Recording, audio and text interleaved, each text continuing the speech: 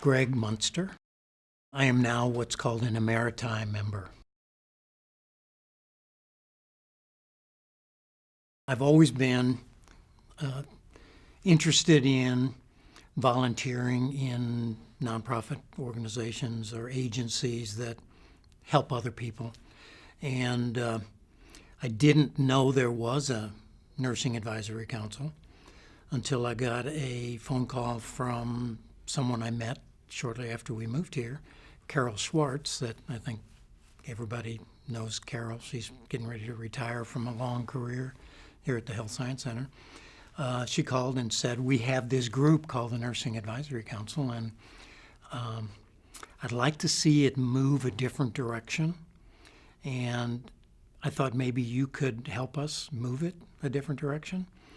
And so I came on board as a favor to a friend, which really isn't much different than just about any other nonprofit organization. You know, if you look at the Boys and Girls Club, the Red Cross, Salvation Army, pick a nonprofit organization, they typically expand their boards by having someone ask someone else, a friend, an acquaintance, a neighbor, or whatever, to get involved and help in some way, shape, or form. So the way Carol approached me to join the NAC really wasn't anything abnormal or unexpected. So I jumped into something that I knew nothing about.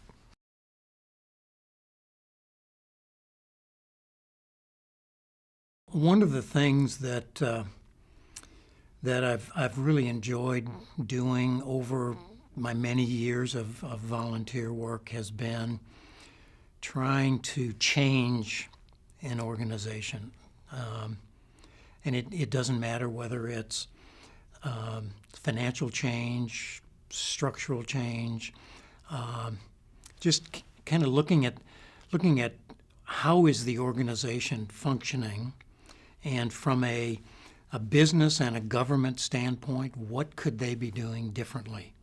And I sort of enjoy the challenge of trying to find where the weak spots are and helping to strengthen weak spots. So over the years, I've worked for many nonprofit organizations in a volunteer capacity.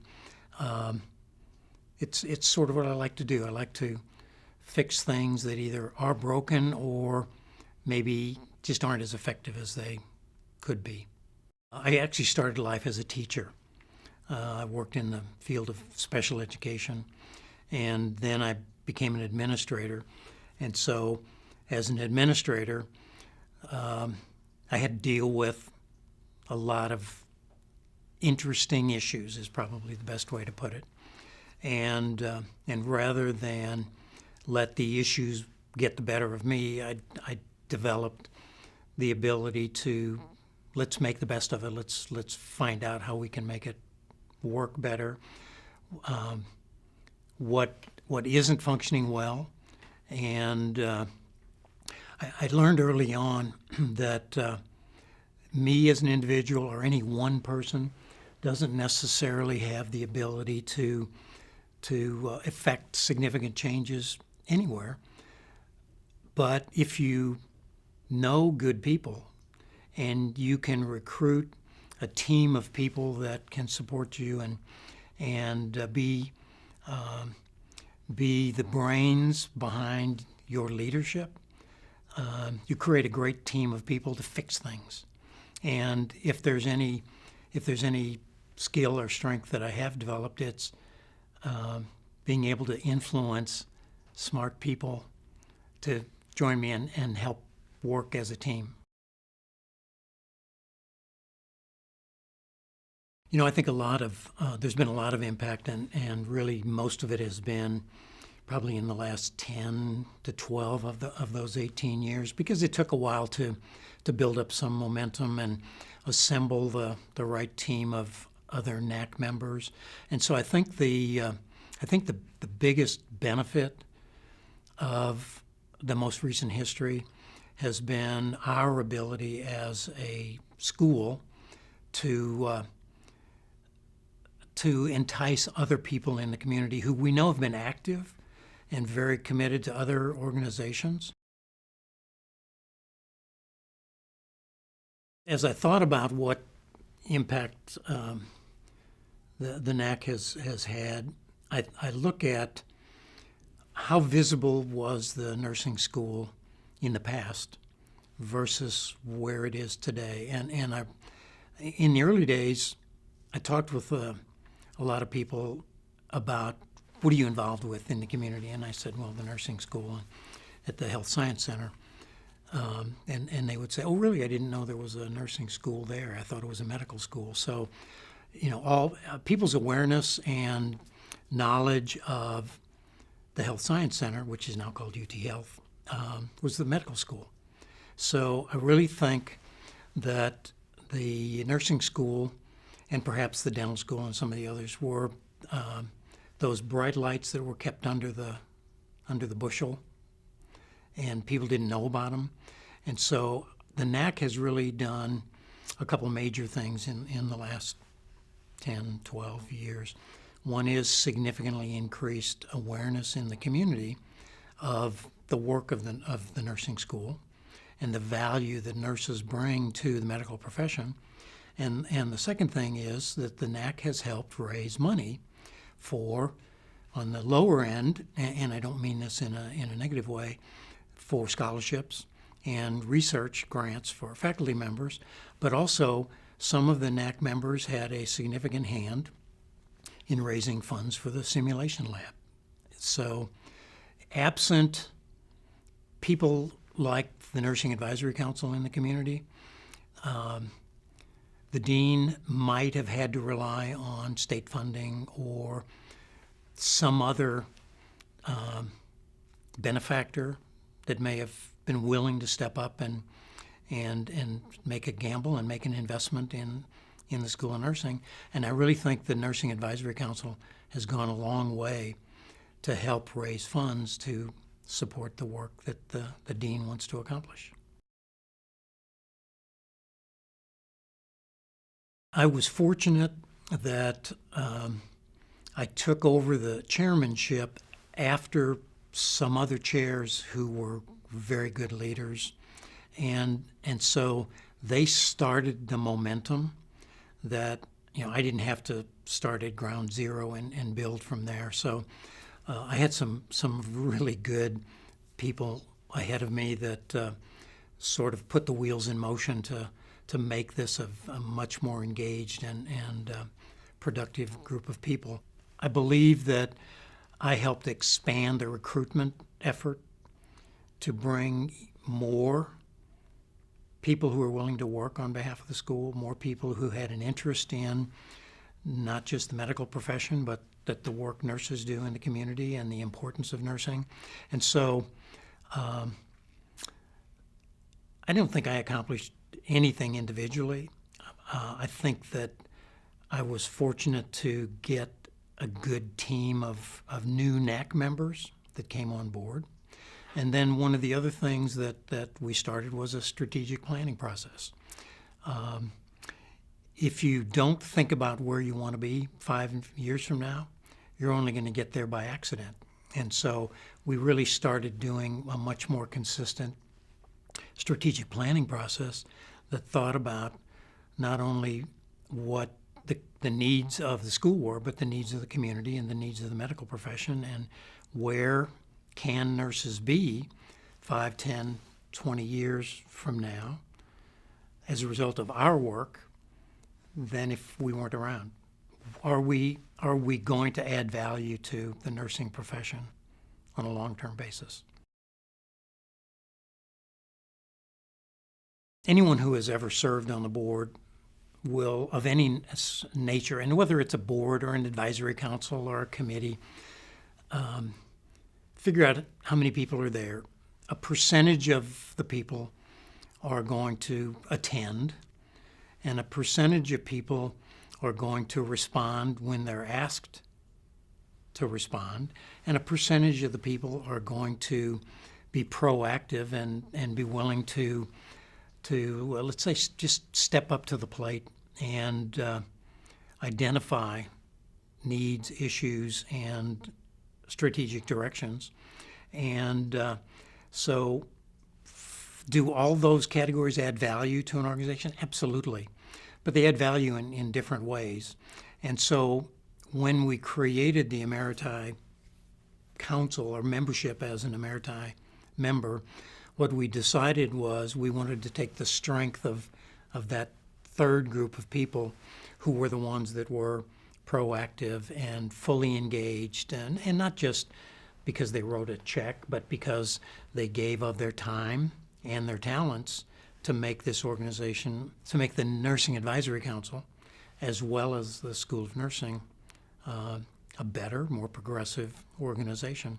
And so the Emeriti Council was created to make sure that the strengths, talents, skills, and commitment of those people didn't die when they went away. And it was a way to keep them engaged so that you're not constantly having to rebuild your number 4 batter in the lineup year after year after year, because you have bench strength that can support the existing council, the new members coming into the council, and you've got an organizational history of people who are willing to do whatever it takes to move the organization forward. So somehow or other, I fooled enough people that I was in that category, and so I was invited to serve as an Emeriti member, and I'm happy to do that. I'm proud to do that. And even though I'm not an active Nursing Advisory Council member, I shouldn't say active, even though I'm not a full-fledged Nursing Advisory Council member, as an Emeriti member, I'm still willing to do whatever I'm asked to do. I'm still serving on a committee or two. I'm still pushing them to implement the steps in the strategic plan, and I'm willing to stay engaged, just at a different level. You can define people's work by several different standards, but engagement is engagement. And if you're a full-fledged member of any organization, again, a board, a council, or a committee, you feel an obligation to work. So having an obligation puts a certain amount of stress on you. You've got to rise to the occasion. Once you become an Emeriti member, the pressure sort of reduces, it lessens, and you can still be engaged to the degree that the school needs and that your passion, commitment, and engagement allows you to do, but there's just not the same pressure to perform, to come up with new creative ideas, but rather you serve more of a role of, I'm going to support the other new ideas that the active people are now coming up with. Anyone who gets to this stage in life, I'm retired now, and with that, as you age, you have physical issues that require some medical attention. Doctors have done a great job. Doctors are very good, and they're very important. But the people you spend more time with are the nurses. The people that you feel are the first ones you go to when you have a need, particularly if you're in the hospital or a clinical kind of a setting. It's the nurse who really determines, who makes you feel more comfortable, who sort of eases your tension, eases your maybe fears at any particular point in time. So I really believe that us baby boomers who have an increasing amount of needs for medical services now and in the future, I want the best, brightest, and most dedicated nurses helping me, helping my family, that I can possibly get. And so I want degreed nurses.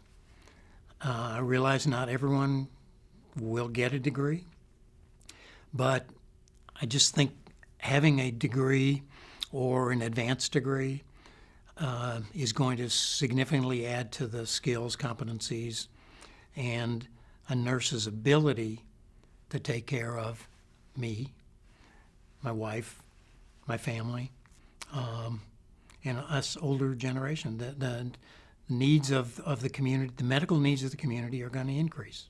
Experience, just having experience adds a lot of value to the person's ability to perform their job, whether it's a technician, a cameraman, a librarian, a school teacher, an electrical engineer, a plumber.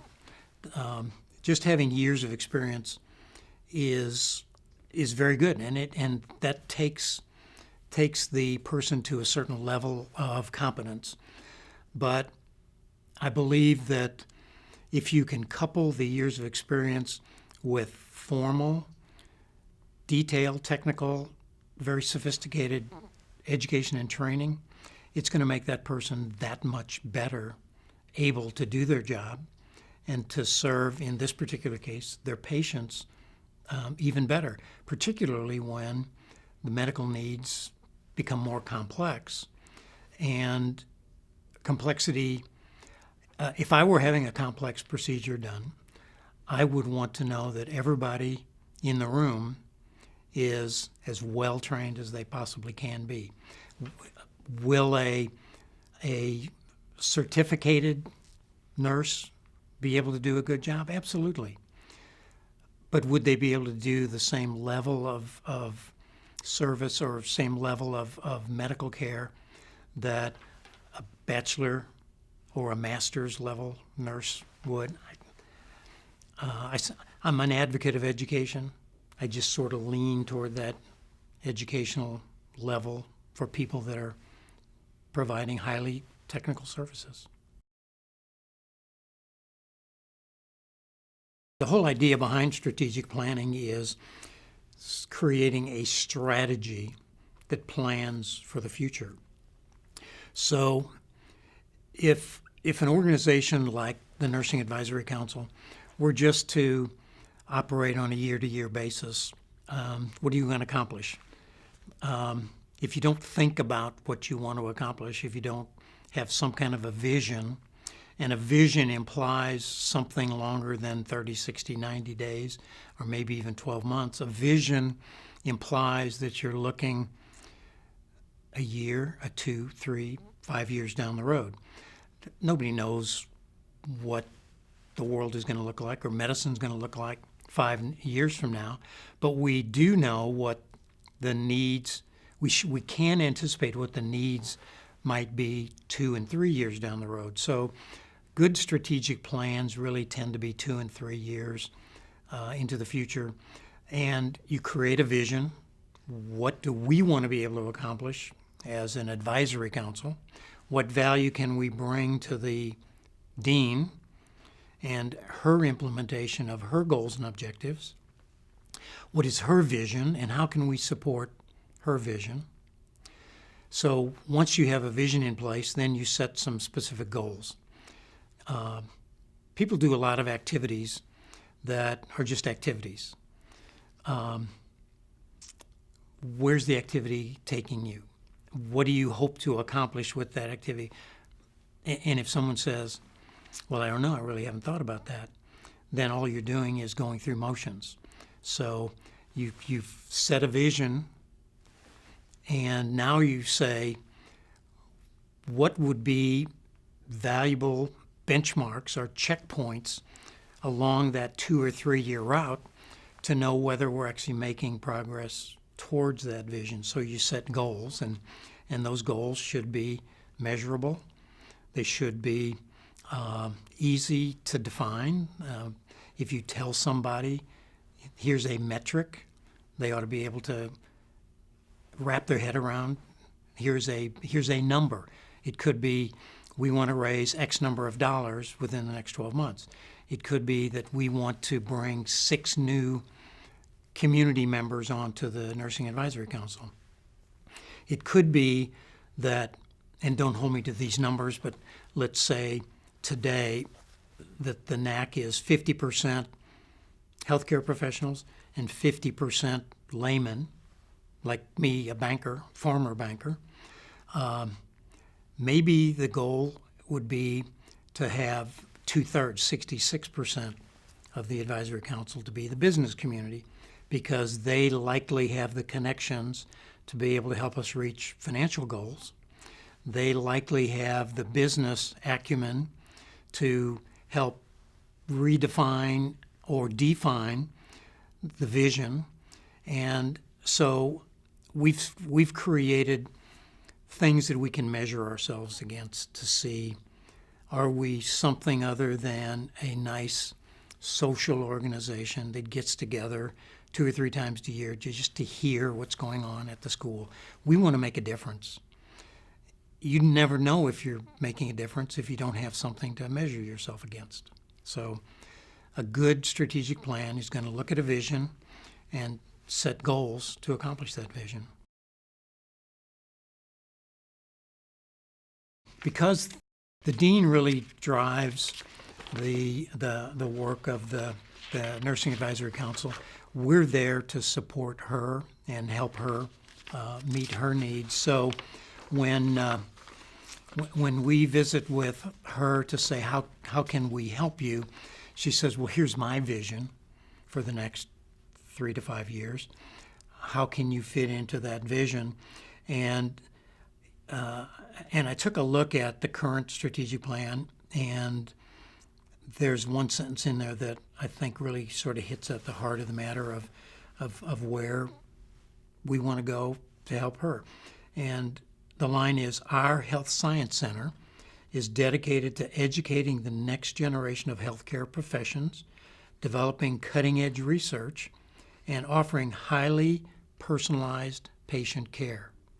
Now, don't all those things fit into what I said about what I personally am looking for with my healthcare providers when I really need them down the road? So my own philosophy is consistent with where the dean wants the school to be, where she wants the Health Science Center to be, and I believe that the NAC has set a strategic plan in motion to help the Science Center become dedicated to educating the next generation of healthcare professions. I just like it.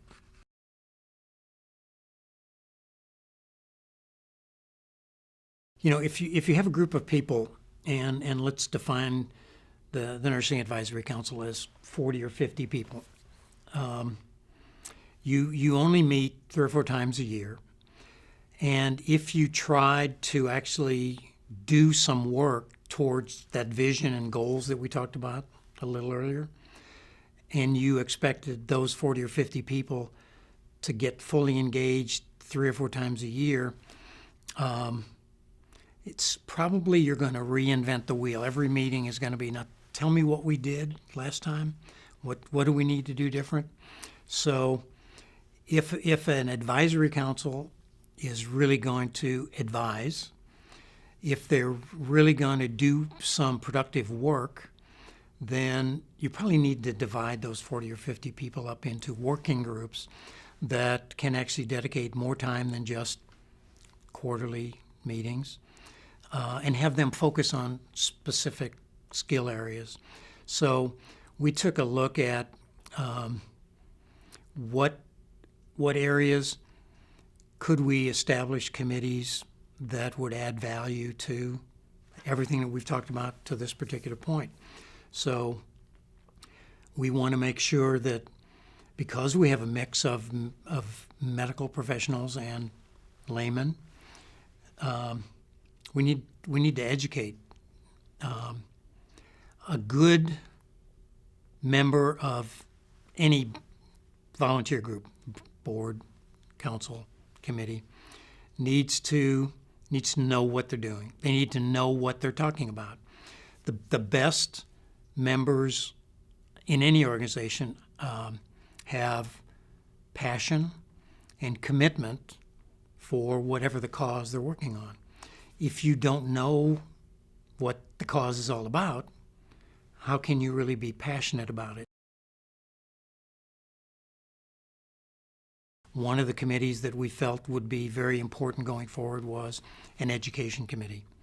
So you've got nurses and healthcare providers who don't know the first thing about fundraising, and I don't mean that in an insulting way. It's just they've never been put in a position to have to go out and fundraise. But you've got people like the business members of the committee, who many are involved in other nonprofit organizations, and so they're doing fundraising activities. So there are things to be learned away from medicine with the healthcare professionals, and there's things to be learned about medicine with laymen like us, and I can tell them how the business ought to be set up, but I don't know what necessarily the elements of the business are. So we thought that it would be very important to have a dual-track education program so that we sort of learn each other's areas of expertise, and not that we'd expect everybody to be expert in the other's area, but at least we would know enough about what the other side of the room is dealing with, that we could be good ambassadors for the cause. And the cause is the advancement of the medical profession. So, we came up with committees that we felt would help us meet the goals established through the planning process to meet the dean's vision. So education was one of them. Membership or recruitment was one of them. Fundraising was another one, because the bottom line is we're not going to tell the medical school, the nursing school, how to teach intubation. I just learned what that was a few years ago. But what we are going to do is raise money so that they can do a better job of actually teaching the nurses. So fundraising is an important part, and it may be the most important part of the advisory council, is helping meet shortfalls where state funding gets cut or just isn't sufficient to have the dean accomplish everything she wants to accomplish for the nurses who are students here. I came from a variety of similar experiences with both nonprofit organizations and businesses and school districts, that smaller groups just are more effective than a big group, because they can focus, and you can, I talked earlier about the pressure to perform. If I'm working with a committee of 5 or 6 versus 50, and if I'm the committee chair, I can push those 5 or 6 people to come up with solutions and ideas and something productive. The 50 people, I'm still having to deal with those 3 groups of engaged, minimally or less engaged people. And so just my own experiences and history have shown that smaller groups accomplish more than larger groups.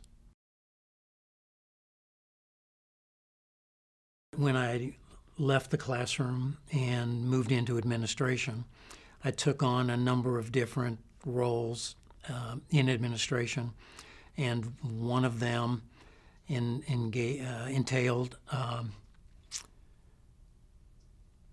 trying to think of a diplomatic way to put it, labor relations, employee relations, and I was doing things with our organized groups of teachers and bus drivers.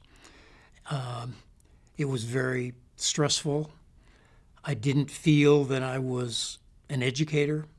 I felt I was doing something that I wasn't really trained to do, and it got to the point where I didn't enjoy what I was doing. And yet, when I started looking for something different career-wise, people would look at my resume and say, this is the resume of a career educator. And so it became very difficult to find some transition. And I ended up in an interview session with the financial services firm. And I've always been fascinated with numbers, and I like working with math. And so the combination of math, numbers, and money just sort of all fit together. So I gave it a try. And interestingly, what I discovered over time was I was dealing with customers. I was having to teach them the things that they needed to know and understand about money, investments, budgeting, credit. And so quickly came to realize all that stuff I did before is coming back, and I'm using all of my education skills, even though I've been removed from education for 36 years. If you sort of boil it down to the one set of experiences were humanistic, service, helping mankind kinds of things, so the softer side, and then the money, the numbers, the math, the banking is more of a business structured, hard-edged kind of set of experiences. I kind of feel like the combination of the two has given me the ability to see both sides, to see the need-based side from my service experiences and transmitting or translating that to the hard-edge side, which is, now how do we make this appeal to the funders or the business community who will support the work that we do? And since I come from their same background, I can talk their language, and yet I understand the softer side of the business. I think I just have a unique balance of experiences. I have a checkered work history is what it boils down to.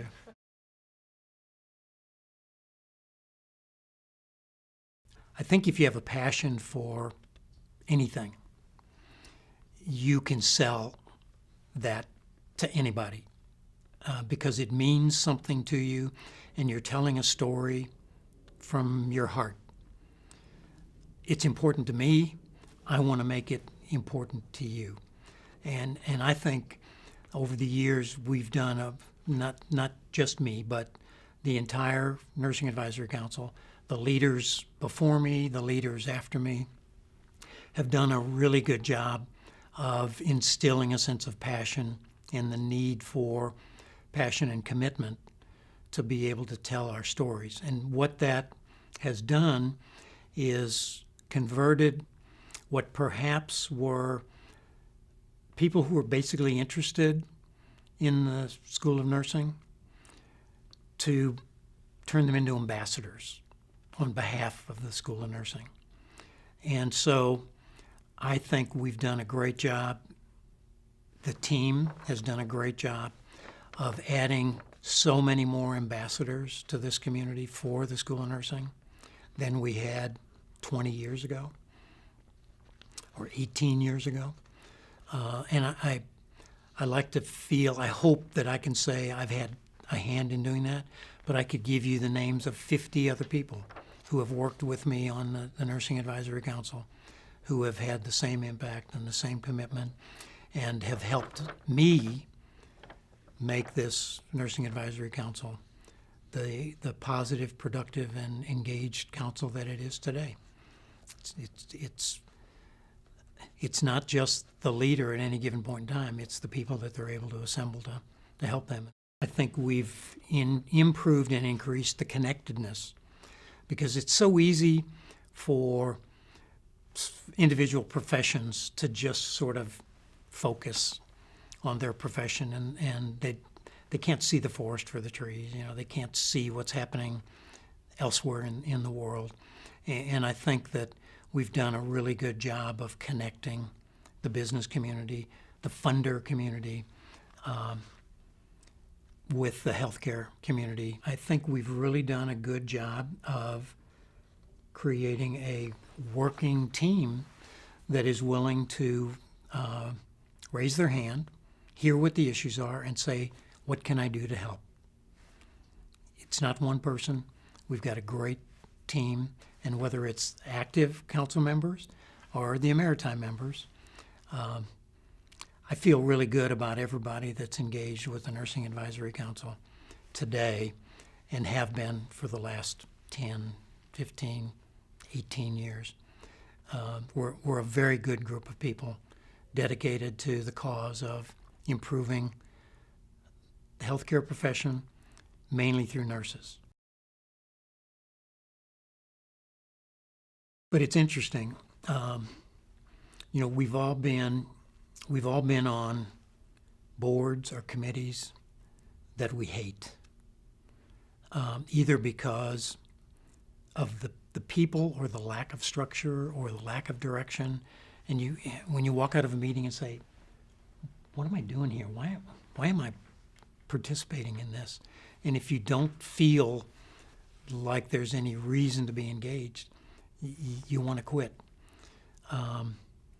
That's never been the case with the Nursing Advisory Council, because people see that we can make an impact on the medical profession, on the healthcare profession, on the community, and it's a group of people that you feel connected to the point where even if you're not the chair or running a committee at any particular point, if the current chair, John Franklin, called me up and said, would you help with this? I'd say absolutely. And oh, by the way, I know 3 other people that I could ask, and they'll do it. This is a group of people who have become fully engaged and committed, and that makes the work easier. It makes it more fun. It keeps you motivated, because you've got a whole bunch of people pulling with you, and you're not stuck out on the ledge by yourself. So it's been a great group of people to be associated with. And I know you're not supposed to end a sentence with a preposition, but it's the way it goes. The message that I wanted to make sure that I got across was that, it's not about me or any other chair of the council. It's about the group. And it's been a great group of people for a long time.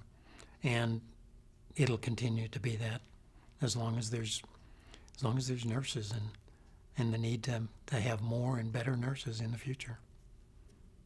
So we're happy to help, because I'm going to need good health care.